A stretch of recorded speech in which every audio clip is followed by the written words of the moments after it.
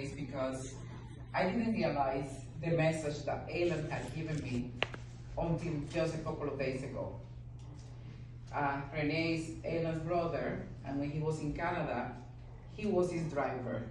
So medical appointments, let's go to the groceries. Alan didn't like the big business, so he used to go to a small grocery shop to help in the market.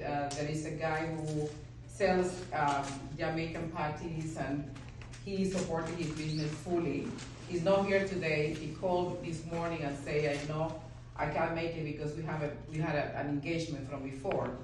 Same, if you go to the market and you go to the Mexican restaurant, you ask for Paula, as a coincidence, my name, they love Alan. He used to be there every Thursday and Saturday, and I spent 5 hours there. They also called this morning because they also had another engagement, but they say that they loved him and that he will always be with them. The reason why I'm talking today is because Rene was his driver, I was his secretary, so he didn't know a lot of technology, so I purchased his ticket to go back and forth from Trinidad, medical insurance, this and that, even the cell phone. Noelia is here who had to transfer all his contact from when his iPhone finally died. The kid who was at the store said, wow, I never saw one of these live.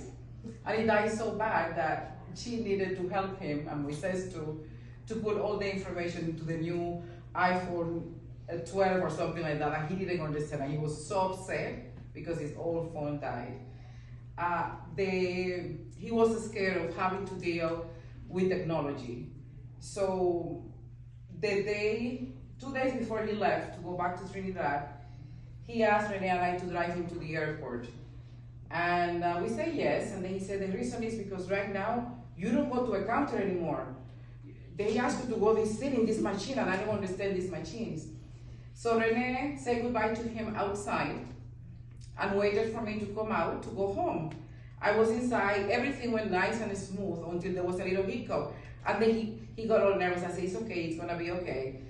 And everything was fine. While we were waiting for a lady to fix something in his ticket, he turned, and that's the reason why I want to say this. He turned to me and said, I know that some members of our family, we don't understand each other, but I want my brothers and sisters to know that I deeply love them. And I want my children to know that I deeply love them. And then just before he went, he had already said goodbye to Rene. He said, he used to call me Paula, no Paula. Paula, is it okay if I go and give a hug again to my baby brother? He used to call him my baby brother. So he went, it just brings tears to my eyes because they were not that mellow in between the two of them. And he hugged Rene, and he went out, I stayed inside, I saw them hugging. I wish I had taken a picture because he hugged him very tight. And that's the reason why I say, well, when he talked to me and told me that he loved each and every one of his brothers and sisters, and that he loved every one of his children, no matter what, I felt the necessity to say, well, that was a message that he was leaving with me for me to share. So he had 14 brothers and sisters, and he mentioned every one of them, and he has his children, and he mentioned every one of them.